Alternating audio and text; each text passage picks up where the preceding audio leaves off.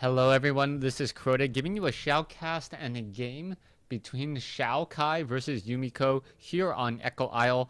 Unfortunately for me, the players did choose to play the game without any observers, so I am forced to cast the game with Fog of War off and also in the view of one of the players.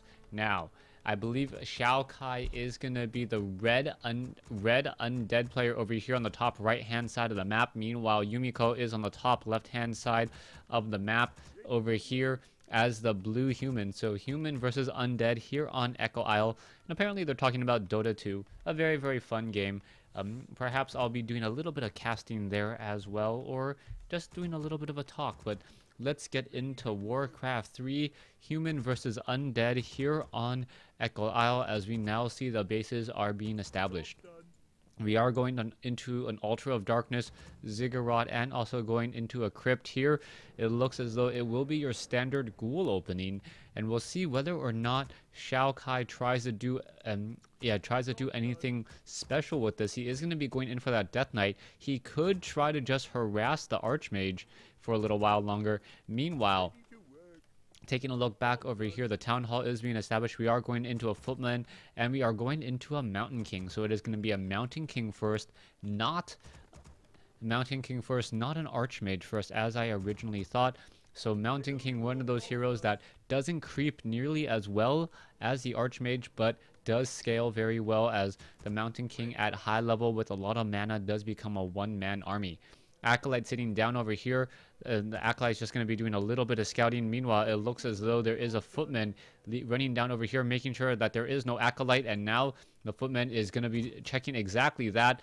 He should see the Acolyte off over here and now start to push that Acolyte away. So the Acolyte is taking a bit of damage. It does take a little bit more damage from that footman as the Mountain King now wandering around. The Mountain King could come in with a Stormbolt that would guarantee 100 damage onto that Acolyte, and the Acolyte wouldn't be able to do very much. Meanwhile, the footman over here also creeping alongside some militia. Two quick ensnares though take two of the militia out of the action. It looks as though, yes, a Circlet of Nobility has been placed down as the Acolyte does get taken out. And down it goes. The footman, I do not believe, got the kill. Let's take a look at the Mountain King here. The Mountain King, nope, not quite yet at level 2. Now coming back down over here, you can see that the Death Knight is coming in. It could perhaps try to use that Rod of Necromancy, but the Skeletal Minion would be built off over here. And if it was built off of there, it might even get stunned or slowed, and that wouldn't be very useful at all. Footman now chasing down that Death Knight. The Death Knight apparently trying to run away. The Death Knight should be able to get away in just a moment. He looks perhaps for a squirrel. A squirrel now spawning two skeleton warriors. Not quite sure how the skeletons, how two skeleton warriors can spawn from a squirrel, but once again, this is fantasy.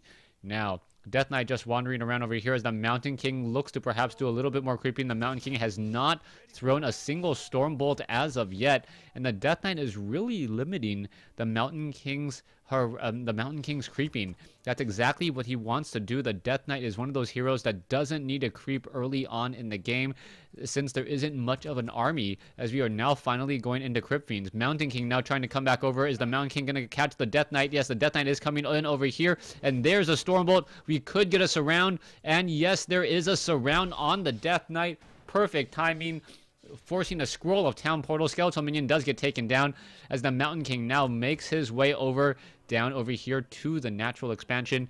It looks like Yumiko could be trying to creep this out and then perhaps speed building a town hall while still staying at tier 1. Mountain King now sitting at level 2. Two Troll Trappers already taken out. We are still sitting at town hall, and by the looks of how much gold is left, that could be exactly what he's trying to go for, as we now see a Ring of Protection, I believe +3, no, +2 being left behind. Scout towers being sped built. Now also building up a town hall as well. An Arcane Vault could be established down over here, and then a 2-base human here on Echo Isle, and perhaps just trying to utilize all of those mercenary camps. 82 gold, or 87 plus 62 gold sold on those items there, as we now see a footman still wandering around. Footman now looking for where that Death Knight could possibly be creeping. Death Knight is already sitting at level 2. Pure of Vitality on that Death Knight, making him very difficult to take out, especially when he has Unholy Aura. An Unholy Aura, an Undead Death Knight regenerating very quickly on Blight, but he decides to sell it for the additional gold first. Now, we are going to see one skeletal minion trying to do a little bit of harassment here onto those peasants. The peasant shouldn't fall, as there is an arcane tower about to be completed, and the time life on that skeletal minion is not going to be lasting very long. Mountain King does have Dust of Appearance to reveal any burrowed Crypt Fiends, as we now see the Death Knight coming over to try to creep out what is the hardest creep camp here on Echo Isle. Meanwhile, the Mountain King opting to not steal creeps, wants to go in for the Creep Jack instead. And now here we go. The Death Knight getting caught in between two armies here. There's a Stormbolt. Death Knight now taking in even more damage. This is not the situation that he really wants to be in right now, as those Crypt Fiends and those Death Knight are all relatively low on hit points. Is the Mountain King going to try to steal the experience and the creeps? No, he will not, as we now see one skeleton minion down to 22 hit points, but it looks like it will be able to escape. Footmen now engaging. The Footmen do not have Defend, perhaps going to get some easy damage onto some more units here, as the Death Knight accidentally, he could get surrounded if he's not careful, and the Death Knight does get surrounded here. So what is going on? The Death Knight does get surrounded. There you go. A Footman at 15 hit points is reflecting off a lot of that damage, and now we see that what is this? We see mercenaries come in for Yumiko. Yumiko battling it up, and now a very low hit point Troll Shadow Priest, as a Stormbolt does hit a Crypt Fiend, and now that Crypt Fiend gets another Death Coil to try and save it. Death Knight now down to 22 mana.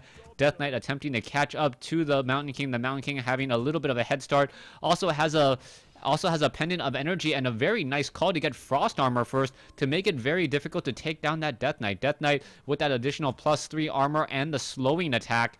And the slowing attack and also the slow movement speed really taking its toll. Unable to really go after any of these units here, and XiaoKai doing a great job. Defend Footman up against Crypt Fiends, but somehow the Death Knight is able to deal a lot more damage, as the units are now trying to run away. Footman now taking a lot of damage. There is a Death Coil. It does get taken down by a Crypt Fiend and a Death Coil once more, as the Death Knight continuing this pressure. We are going to be running on 2 bases, and I like this play by Yumiko. Yumiko building his natural expansion as the keep, which will allow him to call to arms at the keep as well. Normally, you can only call to arms at your main town hall or a keep. So that is the reason why, as we now get seen that Ogre Magi gonna get taken down very, very quickly. Down it goes. Wait, nope. There it goes. And a full potion of invulnerability left behind. One Footman now also doing a little bit of scouting as well. Mountain King wants to get to level 3. It looks like he will just be a little shy. Even with that Renegade Wizard. Wait, let me see. There are 2-3 creep camps. That might be just enough.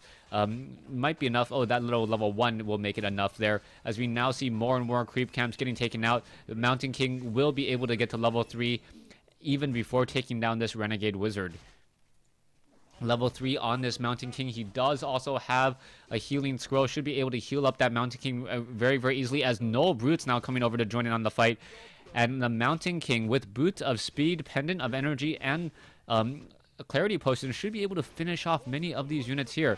A Null Brute will get taken down, but both sides just pretty much playing a game of chicken with each other, as they're going to be engaging each other in just a moment. A low hit point Footman gets taken out by a skeletal warrior who had Unholy Horror, and here we go. Guard Tower of Blight now being generated by XiaoKai. XiaoKai in a very good position here. Guard Towers need to start repairing. And what is going to be happening as skeletal minions are now joining in on the fight. Mountain King off to the north, and this is going to be a very dangerous situation. There are no meat wagons though, but the Mountain King does get a bash in on an Obsidian Statue. A little bit of a lucky hit there, as we're going to see these units both battle it up. Peasants are doing a good job repairing those guard towers. This is not looking good, as now we're going to have some more militia joining in on the fight. And now a Troll Shadow Priest as well. Still sitting at tier 1, and one Troll Shadow Priest getting focused down rather quickly. Militia going to get focused down as well, as the Mountain King trying to go after Crypt Fiends. Crypt Fiends could get a, yes, Frost Armor there, additional armor, and a Death Coil, making it very difficult, as now we see Meat Wagons pushing in.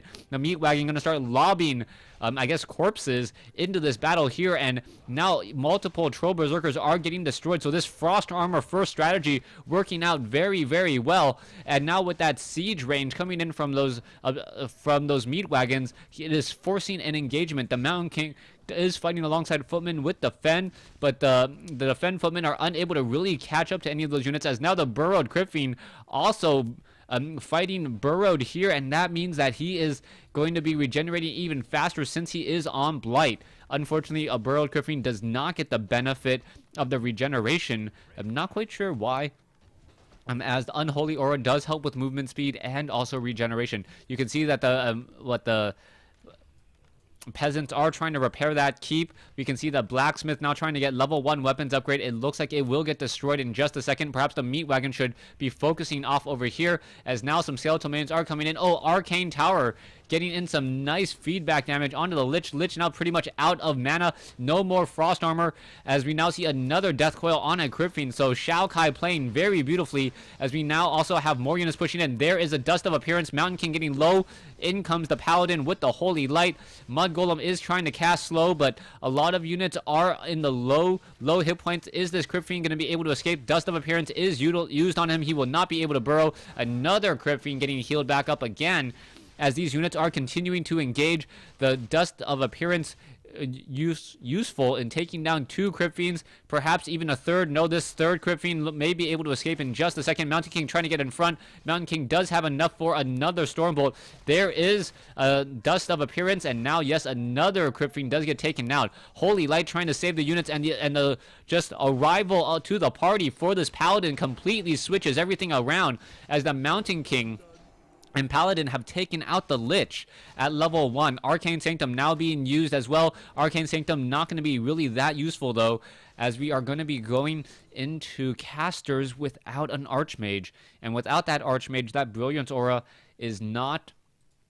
Oh, without the Archmage and its Brilliance Aura, the casters generally run out of mana very, very quickly. Now the Paladin is sitting at level 2. Mountain King Mage perhaps try to buy some more items. Just gonna buy a Staff of Teleportation, Potion of Lesser Invulnerability, and Dust of Appearance. We'll see what's going on over here, as the guard towers are all upgraded at level 1 masonry upgrades, and now it looks as though creeping away from the rest of the army. And so both the Paladin and the Mountain King are going to be able to regenerate some hit points. A little bit of a curious maneuver that the Pendant of Energy is not dropped. By dropping that Pendant of Energy, he would be able to regenerate the mana more quickly, as the Tome of Experience now being left behind. A huge item pickup for the Paladin, as the Paladin gets 100 experience. 100 experience, and now should be able to continue to creep out a little bit further. Spellbreakers now being added. Spellbreaker is one of those units very effective, especially against Frost Armor, as 1, they are able to steal it, and 2, they are not melee units, so they do not get affected by its slow. Lich now sitting at level 2 also has a Rod of Necromancy. I'm a little surprised that we are not at Black Citadel with a Orb of Corruption yet on that Lich. Lich now just moving over here. XiaoKai looked to be very, very strong, but all of a sudden that did fall apart a little bit, as we are now going into Gloves of Haste Lich with Orb of Corruption later on, most likely, and that's going to be a very, very effective -5 armor just attack coming in from that Lich. Ogre Mauler will get taken out. Manual of Health, Wand of Lightning Shield to the Manual of Health, perhaps going to help that Paladin stay alive a little bit longer, as now the Paladin is sitting at level 3. And we may perhaps try to go into a castle. And if we do go into a castle, I would love to see a Blood Mage. Blood Mage with Banish and level 3 Stormbolt, level 2 Holy Light would pretty much be instant death for most heroes, or most units on the field, if not even heroes, as we now see the Lich attempt to run away. So I believe the Stormbolt at level 3 does 350, the Holy Light at level 2 does 200, Banish does 66% more damage, and then you factor in the hero magic resistance of 33, and then I'm not that good at math, but I'm sure someone out there who wants to watch this and tell me can let me know what the actual numbers are. Lich now getting a Frost Armor, but that can easily get stolen. We can now see the Obsidian Statue taking a lot of feedback damage, and a Stormbolt Holy Light, but not enough to finish it off, as a Death Coil does come in from long distance in order to save the unit. Footmen are on defend. They are taking reduced damage from both the Black Citadel, the Nerubian Tower, and the Crypt Fiends, as now we have some Goblin Zeppelins in, or not Goblin, Goblin flying machines in the air. A nice Holy Light once again saving another Berserker, but it finally does get taken down. The Spellbreakers are not stealing the Frost Armor for some reason, and I'm not quite sure why. Footman now just gonna perhaps try to go in for a quick surround on the Death Knight. Death Knight does have a potion of invulnerability, so that is not going to be all too useful either, as we now see a Death Coil, Frost Nova in order to break free from there. Frost Armor is once again recast across all the units here. This is not looking good, but in comes a Stormbolt, and now in comes, or out goes, the Mountain King alongside a lot more units here. That fight, not a good engagement, as XiaoKai easily takes that battle. Now, taking a look back over here, flying machines being trained up in preparation of destroyers. But we are also going into a siege engine. Siege engines will be trained. We are going into a blood mage, so that blood mage mana battery strategy could be coming in shortly. Spellbreakers are upgraded to 2. Flying machines still flying across the map. We can see that the Lich is sitting at level 3. Orb of Corruption has been granted to him.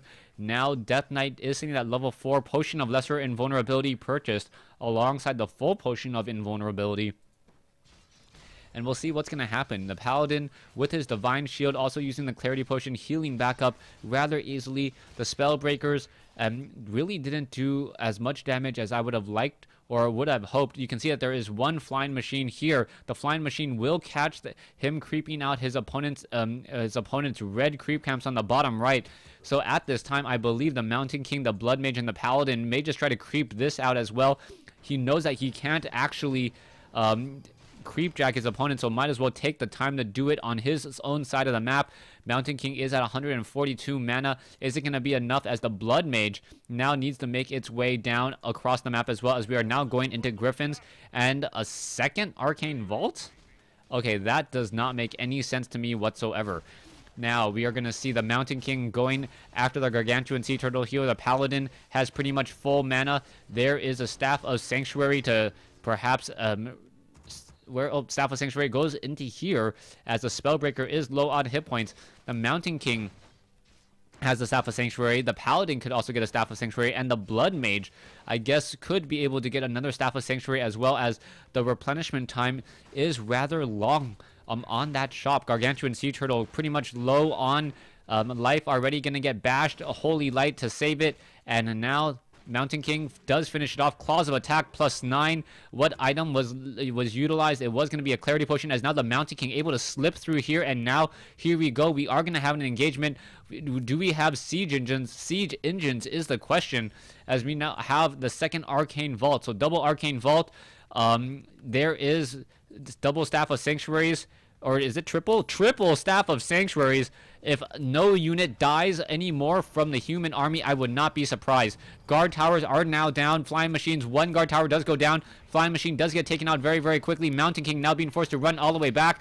And now Blood Mage gets taken down at level 1. No Staff of Sanctuary to try to save that. That is no good news there, as the Mountain King now taking a lot of damage. There's a Stormbolt following it up. Are we going to get a Thunderclap? Frost Nova, and the Mountain King is in trouble, being forced to use a Scroll of Town Portal. Paladin could Holy Light. Yes, gonna Holy Light. The Mountain King now try to retreat back, as there were simply just too many destroyers in the air. Paladin sitting at level 3 should perhaps use a Potion of Healing soon.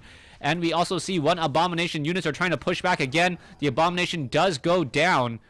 And now we see Spellbreakers, Paladins, and Mountain Kings just wandering around over here. Is it going to be enough? Those destroyers going to really be a problem, especially without those siege engines. Level 1 weapons upgrade needs to be completed on those siege engines in order to fight back. And here we go. It is out. Level 1 weapons upgrade.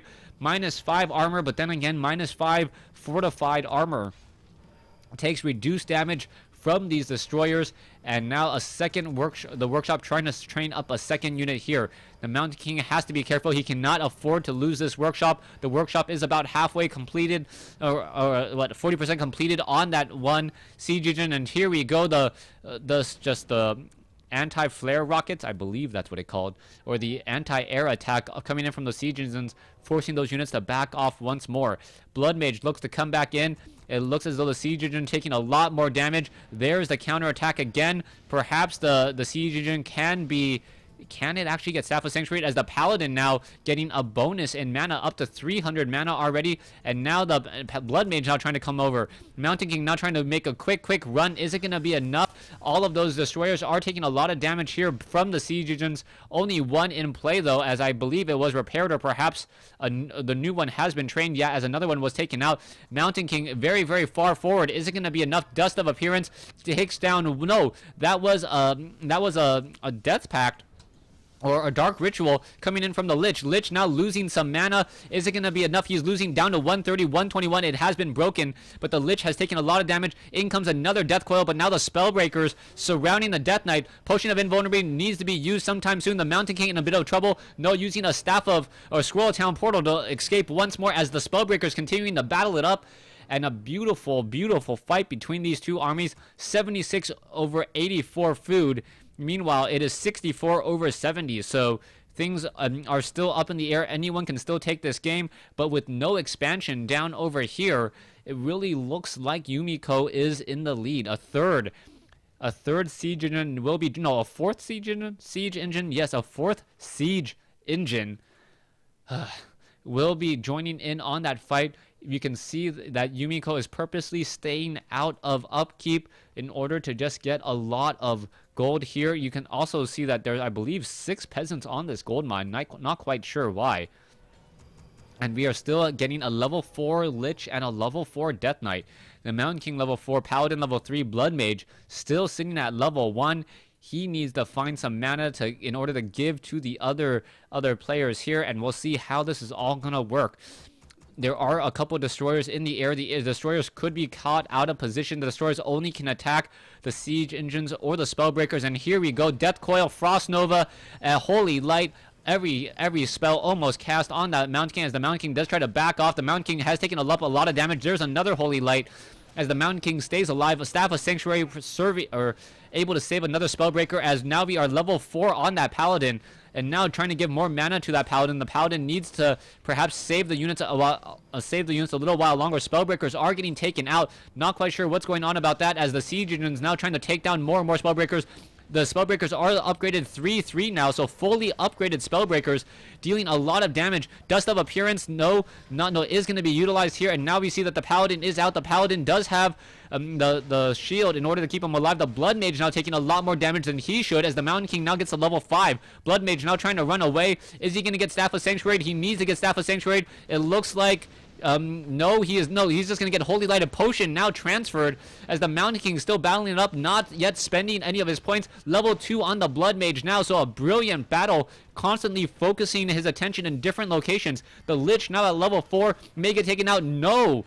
Potion of Lesser Invulnerability now used. Blood Mage gets taken down. Mountain King still sitting at level 5. Needs to retrain up that last point there. Both sides still fighting it out. The Paladin now low on hit points. Crit Fiend's now trying to chase. It looks like the Abominations could be coming around back over. And still the Paladin low on hit points, somehow able to survive this. The Mountain King could come back in with the Stormbolt Siege Engine trying to take down the Necropolis or the Black Citadel. A Crit Fiend does get taken out. Siege Engine goes down. Both sides still fighting. Where is that Mountain King? Mountain King sitting at level 5. Is it going to get taken out? It needs to use the Squirrel Town Portal, and alongside a Holy Shield, both heroes will continue to survive, as the Blood Mage was taken out. Alright, so the Abominations, 3 Abominations are left. I believe all the destroyers have been taken out by, the Abominations were taken out by those siege engines there. Staff of Sanctuary in order to heal up a Paladin after it started using a Clarity Potion. The Mountain King unfortunately cannot get healed at the same time. I think there's a little bit of a trick. If you have the 2 heroes far away from each other and you have them both Staff of Sanctuary each other, they can actually get Staff of Sanctuary on each other at the same time. That's a trick that I know that works with sorceresses. If you want to do a little dirty little trick with 2 sorceresses, don't quote me on that. Spellbreaker's now coming down, and it looks as though the Death Knight is going to try to lead an army.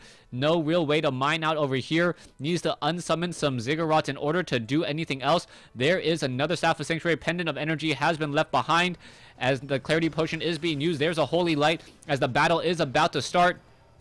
And now the Paladin sitting at level 4 in a little bit of trouble. Is he going to be able to use a Divine Shield to stay alive? Mountain King does come over. Staff of Sanctuary saves a spell. a Spellbreaker, as the Spellbreakers are now continuing the chase against those Abominations. However, Unholy Aura does make these units a little bit faster. There's a Stormbolt. Another Abomination goes down, and I believe that will be the GG as XiaoKai loses game 1 to Yumiko. Thanks for watching. Thanks for listening.